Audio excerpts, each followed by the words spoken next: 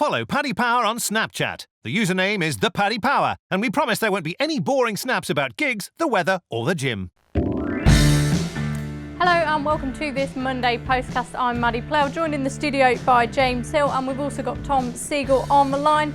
Tom, first off, good weekend for you? Yeah, well, good weekend. Not really. Hampshire lost, Reading lost.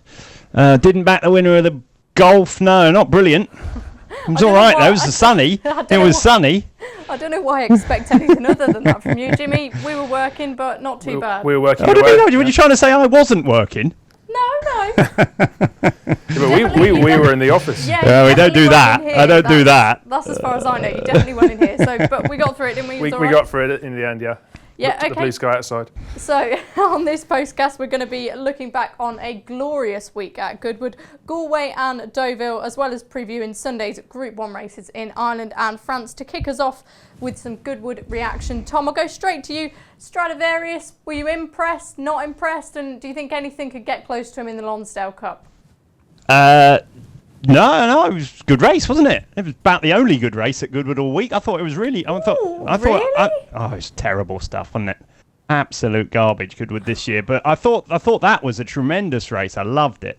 I like it when we have those stay-in races. I've always been a big fan of them, and I thought Torsador was excellent, and I thought Stradivarius was excellent, and Roll on York. I think we'll have another good crack. I think Stradivarius is just a little bit too classy for Torsador, but I think they're two very good horses, and yeah, looking forward to it.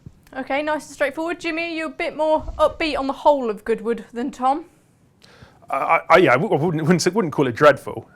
Goodwood's never one of my favourite meetings to bet on. I find it very tricky. I mean, it's a beautiful place to be, but no, once again, I found it very tricky indeed.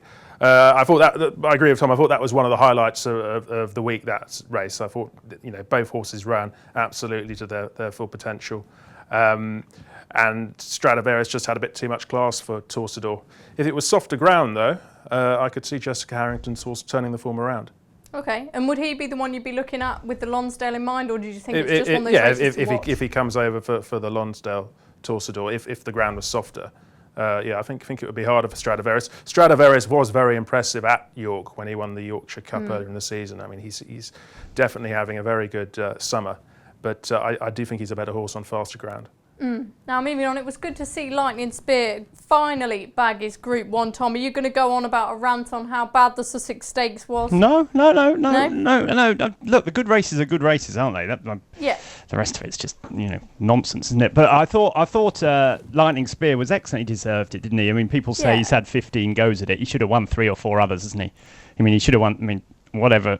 I like Oisin Murphy, and he's a good up-and-coming jockey, but he's lost 2 this year against the Head, hasn't he? He should have won the Lockinge, and he should have won the Queen Anne, without a doubt. I mean, I think it needs a brain surgeon to work that out. And I thought he got everything. It was frustrating because it was a bit like one of those horses, isn't it, that you've given so many chances to, and then when he finally gets the chance where everything's right, the jockey rides a perfect race, isn't he? When we've all been sitting there backing him for weeks and weeks and weeks, and things have not gone right. And it was just frustrating because he's one of those horses that you just finally got tired with. And so I don't think, I should have backed him. Did you think he would never win one? No, because he was far too good not to win one. But you get so tired of backing them, don't you? How many times can you keep going in before, if something had gone wrong again at Goodwood, and we all know Goodwood's a track that it could have, you feel like such a numpty, don't you? If you'd gone in again, 3rd time running and everything had gone wrong. But in hindsight, he's a very, very classy horse, isn't he? He should have won, as I say. He's best. For me, he's clearly the best older miler around. And he was 12 or something to 1 in the morning. It was very, very frustrating. But no, I look, he's a good horse. Clearly, the 3-year-olds aren't brilliant, are they? But he's a good horse and fully deserved it. What did you make of the likes of Without Parole and Expert Eye? Because they sort of came into this with a big sort of reputation that they were going to run really well, and they were disappointing, weren't they? And Without Parole was undoubtedly disappointing. I'm not having all that nonsense about it being a messy race. If it was a messy race, he should have been. He was the one in the best position to win a messy race. I don't know what happened to him. I can't believe that's his form, really. I know the form of the St James's Palace isn't working out very well at all, but still he's better than that. As for Expert Eye, I don't think he's really a miler. I don't know why they keep trying him at a mile. I think we've seen in the last few weeks US Navy Flag win the July Cup. We saw the filly beat the beat James Garfield in the Maurice de Geest yesterday, which I think we'll go on to talk about. And I think he's just crying out for 6 furlongs, really. I think, give him a crack in the Haydock Sprint Cup. That's where he's most likely to win a Grade 1, in my opinion. Okay, Jimmy, what would you add? What was your reflections from the Sussex Stakes? I didn't think either of those 2-3-year-olds mentioned ran their race. Expert I ran all right. I thought he actually stayed the trip okay, but he was too keen. And he needed a stronger pace.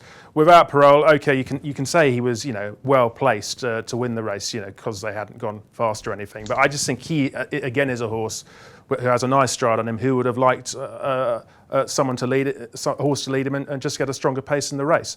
So I did think, the fact that they did go too slow didn't help either of them. And I expect them to come back from that and show their true worth. I didn't think it was a very good race. I mean, they all seem to finish in a bit of a heap. I know Lightning Spear was a couple of lengths too good from the rest of them, but Lord Glitters didn't really get a run. He should have finished closer. Tell me about it. I think he may have even won it on a stiffer track. So I thought it was a rather unsatisfactory contest, and I think the 3-year-olds are better than that. I'd like to agree. I was on Lord Glitters, and I thought, he stopped in his run a few times. If there was a little bit more pace and he had a bit more luck, then maybe. If it had been at Ascot or somewhere, he would have had a chance, I reckon. Yeah. Tom, we've mentioned some of the 3-year-olds, but tipped to win in the Lennox as well. He's not. What do you reckon of this 3-year-old form? Because you've got the likes of Roaring Lion and Saxon Mori who look really good, but then the rest of them, what's happening? Don't know. He has a lot of hard races. The ground was far too soft for him at Goodwood at the start of the week, but it was a bad performance, wasn't it? I think it was nearly last, or he was last, was he in the thing? Look, he's not that bad, is he? Finished second in the Guineas. He can't be that bad. Let's not muck about. The Lennox Stakes was pretty average, wasn't it? Pretty ropey contest. I felt a bit sorry for Goodwood because they're trying desperately to get that into a Grade 1, into a Group 1 status, the Lennox Stakes. And, you get a ropey field like that. And then on Sunday, you get the pre-Maurice de Geest, which is over like 20 yards, 20 yards less, and you get 20 Group 1 horses and 3 balloted out. So look, it was far too bad to be true. But look, you can't get away from it. They're not very good, are they? They're not brilliant. They're not as bad as they showed this week, but they're definitely not, you'd have them down as one of the worst group of 3-year-old milers in recent history. And we talk about Lightning Spear finally getting his day in the sun. Wild Illusion had been a bit of a bridesmaid. It was good to see her in the Nassau, wasn't it? Yeah. It was a bit of a boring old race, wasn't it? But she did well. She's very solid. She's proven that she's on the verge of Group 1 quality. She's won the Marcel Boussac last year, second in the Oaks. Probably 10 furlongs is her perfect trip. Bit of soft ground, bit of easy ground. I wouldn't like to call it soft because it was just on the soft side of good. But things went her way. She made the running at Goodwood, had an advantage and won. Where would you go next with her? I don't care, Maddie, to be honest. She can go where she likes. The Yorkshire, she won't win on fast ground. If you've got soft ground, maybe one of those races in Ireland or France. Opera, maybe the Opera on Art Day, but I'd like to think there's something a little bit quicker than her around. Yeah, Jimmy, what did you make of Wild Illusion? I thought it was a good ride. Yeah, very good ride. Very good ride from the front by William Buick. Yeah, very tactically astute. I think that's probably her best trip, a mile and a quarter. I think perhaps the trainer and the jockey seem to think we'd not given her as much credit for being as speedy as she is. That might be the case. Yeah. And she's got a good attitude as well, very tough. But I think over a mile and a half, she'll always probably find something just to outstate her a bit too strongly. But over a mile and a quarter, yes, the Opera would be the perfect long-range target, I would think, because you're likely to get a bit of cut in the ground there, which she likes. And obviously there's the Filly and Mares race at the Breeders' Cup if the ground wasn't too quick there. I don't think she's good enough to take on the Colts and beat them or anything like that. But against her own sex, definitely she can win a Group 1 again. Yeah, you mentioned the Fillies and Mares race. Perhaps Ascot at the end of the season, Champions Day, soft ground there as well. That's a mile and a half, isn't it? That is a mile and a half, I think she'd probably stay that. She's second in the Oaks. Anyway, we'll move on and talk about Batash just after this. Success ain't earned, it's bought. That's why at Paddy Power, we paid the big bucks for the best tech nerds in the world to develop our new fastest ever app. Download the new app from the App Store or Play Store now. 18+, begambleaware.org. Welcome back to this Monday Postcast. Now, we've talked about Stradivarius bringing some well-needed pizzazz to Goodwood. Now, Batash is one of the highlights. I thought he was just absolutely sensational. Tom, I'm not sure about you, but I think he's one of the best sprinters in the world. Well, definitely, clearly. I mean, look, I think people might have the wrong impression here. I like the good races at Goodwood are very, very good. Always are. Love it. It's the other bits that I'm not so keen on. But I thought Potash was obviously the standout performance of the week. Slightly disappointed with the level of the field. He beat an 11-year-old and a 9-year-old, but you can only win in 56 seconds if you're very good. We breed a lot of fast horses at the moment. That's the modus operandi of the breeding operation. So our sprinters are really, really very good, I think, witnessed by the fact that we seem to stuff the Aussies these days when they used to always come over and stuff us. We're just as good as them, clearly in the sprinting ranks. And I thought he was the star of the week, easily, Batash. Little bit disappointed with the 3-year-olds that ran against him, Havana Grey and Sioux Nation. But they'd never faced a horse like him before, and he just took them totally out of their comfort zone. They didn't know what to do. He was excellent, wasn't he? No, nothing more you can say. I very much looking forward to the rematch with Blue Point in the Nunthorpe. I think they're both very, very high-class horses. And if we're going to talk about where the strength of British racing lies at the moment, I think it's with the sprinters. Okay, so we'll definitely talk more about that. I'll give you some Nunthorpe prices in just a second, Jimmy. But do you think Batash was the star of the week? Oh, absolutely. By a long way, actually. I thought that was a fantastic performance. He was utterly dominant. And that's the way to ride him. If you can get a lead like they did in the first furlong, say, just behind take cover, not easy. Yeah. But that just helped him to settle a bit. And then, he just blew them away. On the bridle, he just cruised to the front and just kicked away when Jim asked him to. Hopefully now he can right the wrong of 12 months ago and win the Nunthorpe. But I don't think it was anything to do with the track last year. I just think he got a bit wound up beforehand and ruined his chance. So. Yeah. Do you think that's anything to do with it, with the sort of the York factor, not the ground factor, the way you have to walk across? Do you think there's anything, Jim? Would you be worried slightly about the fact that he's got to walk about 3 miles to get to the track before the race starts? And if it was a hot day, I don't know. I'm just trying to think up reasons why I might not want to back him at York. I don't think it's the track per se. It might just be the sort of the lead up to the race. Yes. Yeah, no, that's certainly a possibility. And you do get horses more wound up at York than other places, so that's an interesting point. But I was impressed with the way he went down to the start at Royal Ascot, because I was really worried about that. He's just because he broke too well and ruined his chance really by pulling too hard in the race itself. But in the prelims, I thought he behaved himself much better. So I'm hoping he's matured 12 months on. I think Tom, you're right. I will say, I think I saw it mentioned that you can actually box them across the course. I think they did it with Mecca's Angel, I heard somewhere. They're planning to do the same with him. So great. That's good news, isn't it? That would be a help.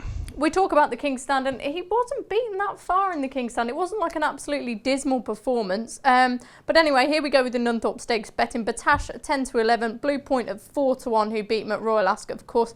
US Navy Flag at 8-1, Finsbury Square 10s, Mabs Cross 10s, Caspian Prince, what a legend he is, 14s, Washington DC 14s, and 16-1 bar. Jimmy, how would you be looking to oppose him? Is it something you've got to look at that sort of his temperament angle, or is there any other chinks in his armour? Yes, I would the temperament angle is the obvious thing. I suppose if it got very soft, you're always worried with these short prize favourites when it gets soft at York, because the ground can just get so testing there.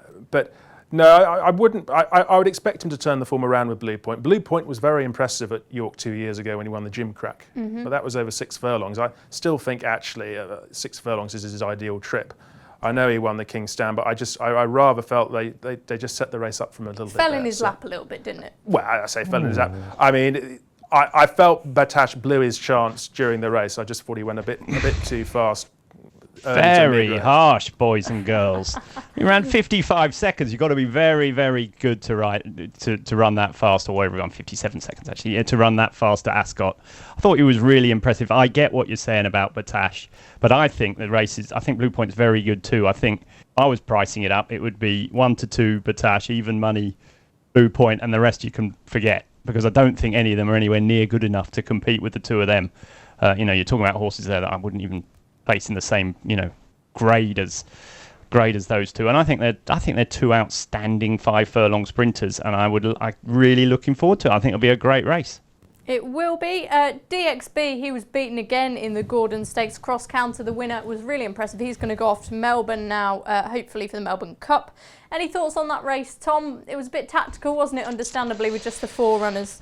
Yeah, I mean, look, there's nothing wrong with cross country. The gelding's off to Melbourne, isn't he? Because he can't run in the St. Ledger, is that right? Yeah, I don't think he can. Right. No. I don't think he can run in the St. Ledger, so that's a bit of a shame because I think clearly he was by miles the best horse in the race. I thought it was a nonsense of a race, wasn't it, really? DXB has turned into a horse that seems to want to go for about half a furlong a race. And what happened to the filly, I'll never know. The market told you that she wasn't going to run any sort of race whatsoever, and it proved correct. So therefore, what to make of it is basically nothing. I think it's nothing. It doesn't mean anything to anyone, but on softer ground, maybe DXB can bounce back. It's not the profile I like for a St. Ledger winner that's had 47 races in a month or whatever he's had and lost all of them. But he's Mark Johnson. He could bounce back. As he always says, you don't get prize money for sitting in your box at home. And DXB has picked up loads of prize money and loads of Group 1 places and Group places running this week, while loads of other horses have been sitting around. So by no means am I criticising what he's done with DXB. It's just to say that I'm expecting something might be better than him come St. Ledger. DXB 12-1 now for the St. Ledger. Jimmy, any takeout from the Gordon Stakes? I didn't think it was that bad a performance from DXB. I just thought he ran a bit flat. He was never really on the bridle, actually. But once again, he stayed on really well.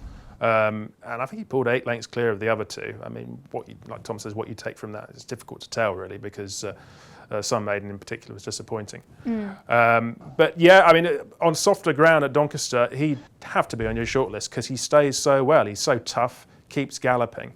When the others have cried enough, he'll be right there. So yeah, he's a good each way price still.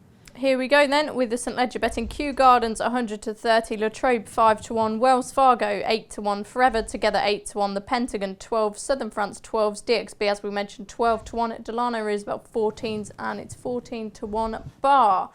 Who would you be looking at, Tom? I know you're a big fan of the filly Forever Together in this race. Are you still sticking to your guns on that one? Well, I like her. I think she's the best. I think she's got a cracking chance whether she runs, isn't it? It's not a sort of modus operandi that the Ballydoyle boys tend to use, is it? They don't tend to run fillies in the race. They might want to win it with Kew Gardens. If that's the case, then there's always a chance she might not run. I personally think she's a better stayer than him, and if the ground was soft, she'd be absolutely at home on it. And let's not forget she beat Wild Illusion 5 lengths, didn't she, in the Oaks? And that was on soft ground, and I thought she was. What she was doing was staying. So I think the race is tailor-made for her, whether she runs a different manager. Kew Gardens, I think, needs fast ground. That would be my issue with him. I think Wells Fargo's an interesting horse because he's been trained specifically for the race, but on form he's miles behind, isn't he? Because however you try to cut up his win at Newmarket last time, the form isn't very good. I think there's an interesting horse of Richard Hannon's that ran in the Eclipse and then won the Glasgow Stakes. Raymond Tusk. I think he's a good stayer. He reminds me of a horse that Hannon trained to finish second in the race not long ago. Now, that wouldn't have been the greatest St. Ledger, but I think this horse is better than that one. I think he could go well. But as at the moment, yeah, I'd love the filly to run because I think she'd win. I think you might have been talking about Ventura Storm. Correct. Okay. Correct. Yeah, that's right. Yeah, Jimmy, what are your fancy for the St. Ledger at this stage? Aidan O'Brien's yard form, there's been a lot about him being under the weather. Is that something you're bearing in mind for the St. Ledger? He's some of his horses have been running badly, but he's still been getting some winners as well. So I don't think he's under that much of a cloud. He's got potentially a very strong team for the St. Ledger. I think Kew Gardens looked a very good winner of the Queen's Vase and is rightly favourite. So if I had to pick one, it would be him. It's a shame we didn't see him in the King George. Yeah, not great prep, that is it. I mean, it's not like Aidan O'Brien missing races and then coming back and getting them back. He's obviously not been, he's obviously been under a cloud, hasn't he? But if anyone will get him back, he will. Yeah, do you, from your perspective, Tom, do you look at his runners, you try to avoid them because of this, or do you just... No, I don't care. What can you do? He's running, he's having loads of winners, isn't he, still? And what do?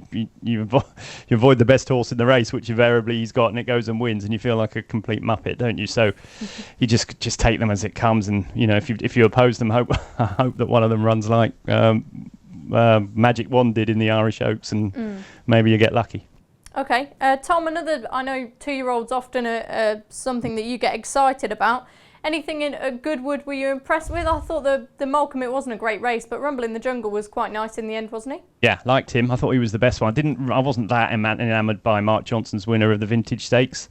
I thought that was an awful race. I really did. I really thought it was as bad a running as I can ever remember. Why did you think that? Yeah, I thought it was rubbish. I thought, well, if you listen to Sylvester and Mark Johnson afterwards, first thing they said is that everything that they wanted to do went out the window.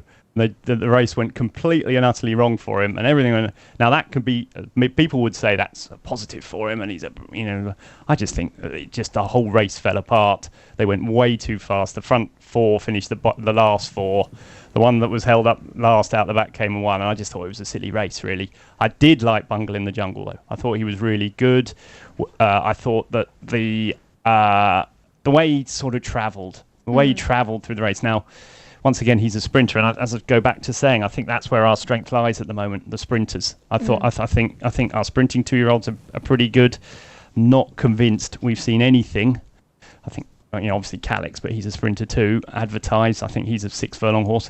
I don't think we've seen anything great over a mile and for the Guineas at the moment. Maybe with the exception of Aidan O'Brien's Anthony Van Dyke, but I'm not a Dark Vision fan for a Guineas. Put it like that, no. Okay, Jimmy, I thought it was I'm sort of agreeing with Tom. It was a bit of a weird race, but he did, he couldn't do much more than he did Dark Vision in the end. Well, it was a terrific ride by Sylvester de Sousa because he was very patient with him, and they were going way too fast. It's difficult to tell, really. I mean, how good he is on that showing, because he's won well enough, but the horses in front were just going far too fast. So it completely fell into his lap. I mean, he's got a good attitude on that showing, but it's difficult to say he's a world beater. That's what I meant. That's Jim. That's exactly how I'd say it. Look, there's nothing wrong with him. He's clearly a good horse. But when we see the Vintage Stakes, I'm trying to find a Guineas winner.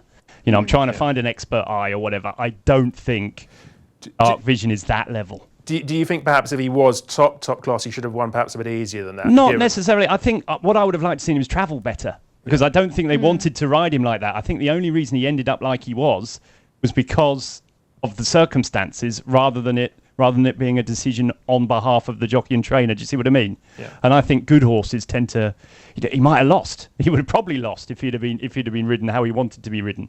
But the point is, I just like to see smooth things. I think that when you get into the very top class, when you do things wrong, which I thought he did in the first bit, although it ended up being the right thing to do, I think that sort of counts against you when you're taking on 4 Galileos, 3 Dubawis, and a couple of Frankels.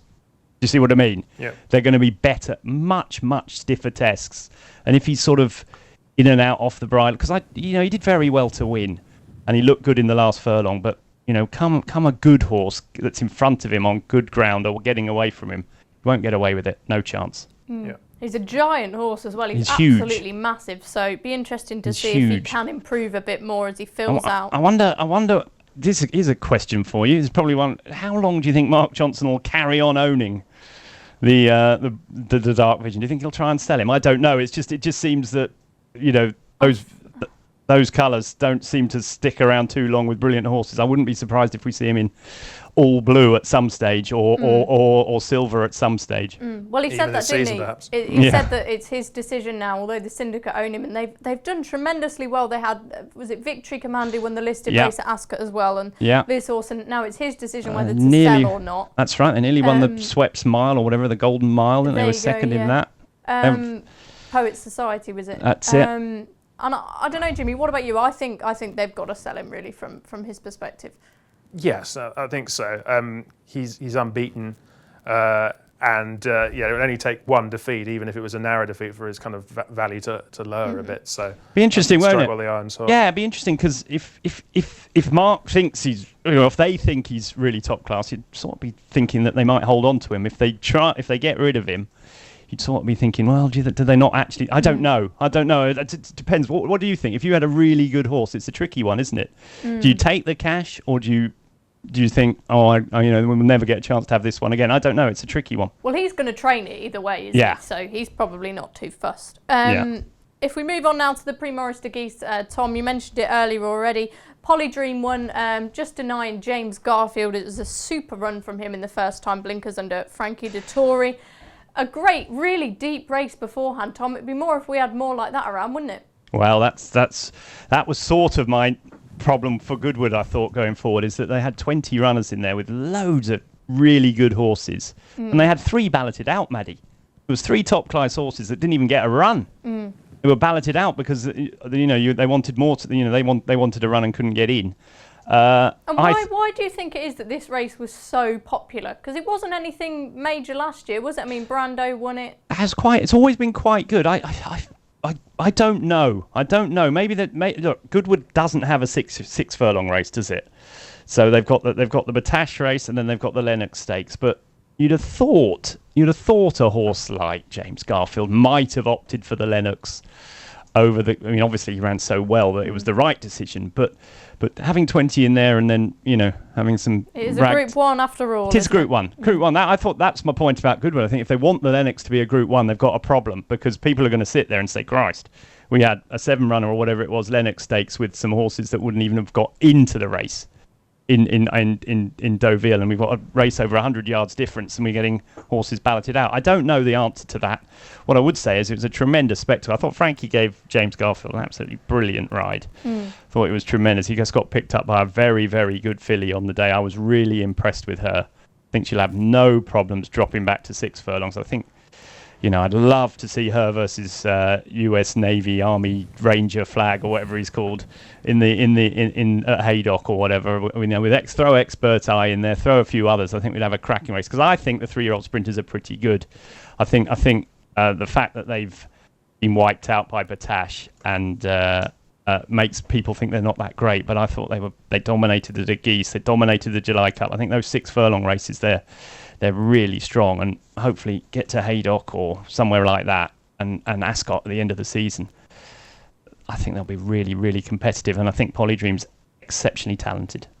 She certainly was to reel in James Garfield late on. Jimmy, Pre-Maurice de Geest, reaction from you? I thought James Garfield was perhaps a little unlucky not to win. He didn't really have anything to race with on that far side. Probably just went a little bit too fast early on.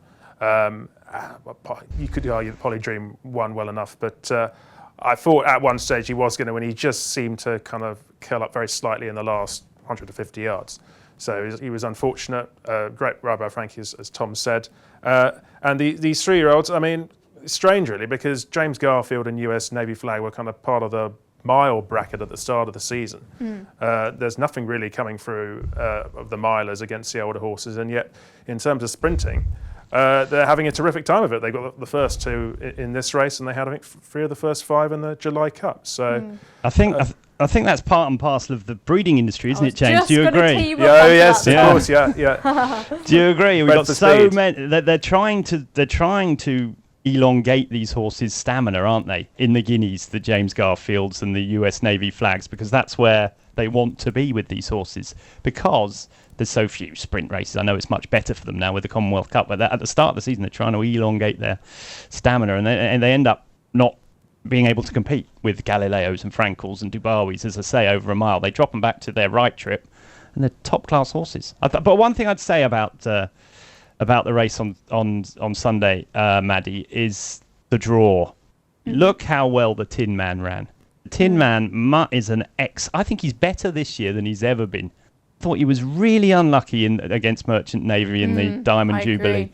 And then here, Trap 13 beat Trap 20, beat Trap 3, the Tin Man, beat Trap 17, beat Trap 11, beat Trap 19, beat Trap 18. If that isn't a draw advantage, then no race ever will be. The next horse was Brando drawn 2, and then after that was Trap 10, Trap 15, Trap 14, and all the ones that finished at the back were drawn low, basically. So he ran off his face, in my opinion, to get to run as close as he did there. And I think come Ascot at the back end of the season, I know I've been banging him about these 3-year-olds, but I think he's going to be too big a price, the Tin Man, to win the Champions Day sprint again.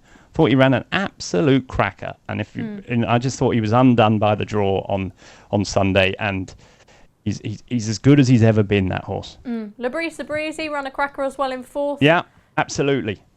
Soft ground. It's another one you could give a shout to. Yeah. Sprint. Okay, on a different sort of note, we'll go to Galway. Willie Mullins dominated. Any highlights, Jimmy, from you? Well, I can tell you immediately what the low light was. Clarkham winning the Galway Plate. I mean, how many times have I backed that horse? And I honestly thought a younger, improving sort would win that race. But I was horrified to see him go about 10 lengths clear and not be caught. No, that wasn't a memorable race. Patrick Mullins, I think, is worth a mention because he's always kind of been seen as Willie's assistant, obviously as well as his son, and he's ridden a lot of the best bumper horses through the years. But he's now becoming a real go-to man over obstacles. I mean, that was a great ride he gave Sharjah, and of course he stepped in for Ruby when Ruby got injured at Cheltenham to ride Douban in the Champion Chase. He's much improved. Under Sir as well when he went on him at the back. Yeah, no, absolutely. He's much improved. Wicklow Bravey gave that one a tremendous ride a couple of years ago in the Punchestown Champion Hurdle. So he's really come on leaps and bounds. He must be about second or third choice now. I don't like it when you two come on. I'm sorry, but I've just written my Weekender column, and it is exactly what you two just said there about Patrick Mullins. I sent it in literally half an hour ago, and it's exactly that. I would say he's one of my top 5 jockeys going now, Patrick Mullins. Really? Yeah. Gosh. And I think watching Ruby for how many years has obviously rubbed off on him, but I thought he was... It's easy to say in and do that I want to sit third and ride, and hit the front, jump in the last in any race. But when you're doing it in a Galway Plate with 20 other horses all vying for the same position, it's an exceptionally difficult thing to do. I think Patrick Mullins makes it look easy every time he does it. He's not the most aesthetically pleasing man to watch in a saddle, is he? I think his confidence, isn't it? He seems to have a lot of confidence in what he's doing. He's brainy. Patrick Mullins is an exceptionally intelligent chap. He sits there, he watches what he's doing, he watches other jockeys, and he has got better and better and better every season riding. And I couldn't agree more with what you two said there about him on Sharjah. That was the highlight of my Galway festival, and the low light was Snow Falcon ploughing into 17 fences and then charging up the hill to be fourth in the Galway Plate, because I think if he'd have jumped any of them right, he'd have won by miles. Big eye catcher at Snow Falcon. Perhaps he's going to be your horse to go in your Racing Post horse tracker. Jimmy, I'll go to you first. I'm going to take one from Goodwood, if that's all right. Of course it is, yeah. Lots of unlucky horses at Goodwood, as there always are. Star Rock in the Lily Langtree finished third, got no run at all up the straight, and I think if she had got clear daylight, she definitely would have won that. Race was run in a decent time, and she's won at Doncaster before, so something like the Park Hill I think would be perfect for her in September. Sounds perfect. Tom, over to you. Any unlucky horse at Goodwood? Never. Never. You spotted an unlucky horse at Goodwood. My God, it was carnage this week. I've got a long list of them. Well, if you want to read out a few more, you can give us a few more. Oh, dear. I'd bore you, Mads, honestly. I'd bore you with a list of them. Gossiping was another one on day 2. Sorry, I'm being told I've cut you off. We've got no time. Tom, over to you. Quickly. I thought Regal drifted like a barge, but I thought Regal Reality or something, whatever it was called, was very impressive. But another eye catcher for me was in the Stewards Cup, Glenalmoy Lad for Sylvester de Souza. I think he didn't get a clear run from start to about 5 inches from the line. He only got out halfway through the last furlong and finished about 10th. He was only beaten 2 lengths. If he's not a well-handicapped horse, then nothing is. Okay, the star of this season so far has been Alpha Centauri, and we're going to talk about Heron in the Prix-Jacques Lemoyne just after this. Check out Paddy's Rewards Club. Simply place 5 bets of £10 or more across any sport in a week, and you'll get a free £10 bet then next week. T&Cs apply. 18+. BeGambleAware.org. Welcome back to the Monday Postcast. The final edition, we're going to talk about Sunday's Prix-Jacques Lemoyne. Alpha Centauri 5-4 favourite, Recoleto 7-2, Cascadian 9-2, Olmejo 6-1, Intelligent 9-1, Accidental Agent 10-1, and it's 16-1 bar. Jimmy, can she be beaten, Alpha Centauri? And do you think there are any chinks in her armour at this stage? Not really. Ground, I guess, could be the big worry. I mean, she seems to at her best on a faster surface, but providing the ground's okay at Deauville, no, they've got no chance against her. She's brilliant. Nice and simple. Tom, are you echoing Jimmy's thoughts once again? Well, when you read down the list of the next in the market, Maddie, I can't see anything that's anywhere near her ability. No, I can't. Looking at the weather forecast, I think there might be a bit of rain around on Saturday, but I don't think it's going to be anything like soft to scupper her chances. So, look, she gets there, she wins. I'm a big fan of Cascadian, but again, I'm not sure it'd be good enough to win. Recoletos, what did you make of his run in the Queen Anne and races like that? Pretty average, wasn't it? I think, if he's, I think he's a soft ground horse. I think Accidental Agent we got to mention, haven't we? Yeah. You know what? 10 to 1. I think if you ran the Queen Anne 25 times, he'd win none of them again. But I think he did do well to win on the day. I think the race just went perfectly for him, didn't he? I think, and his form ties in with the Sussex Stakes winner. Lightning Spear. God, I've got Alzheimer's. And Lord Blitter's got a real boost. I've got Alzheimer's. Yeah, Lord Blitter's. Yes, it did. Whether he would have beaten those two in round there at Goodwood, I wouldn't have fancied him to win that race on Wednesday or whenever it was, Tuesday. But I think he's a good horse, isn't he? He's clearly improving. If they went bonkers and it was a race like the Queen Anne, then of course he's got a chance again. Yeah, he's very good. Could be a spot of value then for Accidental Agent at 10 to 1. Jimmy, any thoughts on the remainder of the field? Recoletos is one with the pedigree of winning these group races in France, so I would see him as the main danger to the favourite. I wasn't very impressed with him at Ascot, but he probably needs a bit of softer ground. Yeah, the more rain that falls, the more his chance would improve. Okay, moving on then to the Keeneland Phoenix Stakes at the Curragh on Sunday. This is one of those races, Tom, that Coolmore target for their future stallions. I don't think we have any prices on it just yet, but who would be your number one looking at it right now? Well, if advertised run, he'd be my number one, because I think they're struggling a bit for 2-year-olds at the moment. I thought Landforce was okay on in the Richmond Stakes. I wonder if he'll be their runner, the Coolmore runner, because he's clearly stays 6 furlongs. Looking down the list there of the entries at the moment now, obviously things could change. Oh, of course, Sergei Prokofiev will probably the one. I forgot him in the thing there. I think they thought he was desperately unlucky in the Coventry and that he would get his revenge on Calix next time they ran. But I don't know. I thought Advertised came from further back and still beat him. I don't know. I don't know about Sergei Prokofiev. I'm still yet to be convinced. I'd prefer Landforce of their ones at the moment, but I'm an Advertised fan. I think he's done nothing wrong, and I think if he goes, he'd be the one I want to be with. Okay. Do you think they'll run Landforce? Depends. It's a Group 1, isn't it? They could do. They're very, I don't think they think Landforce is the be-all and end-all, but he was very unlucky not to win the Norfolk, wasn't he? He was the only horse. They were in 2 groups. Yeah. He was in the near side group. He came third. That form is clearly working out very well, isn't it? With Rumble in the Bungle or whatever it's called. Bungle in the... Rumble in the Jungle. That's it. Yeah. Bungle in the Jungle or whatever.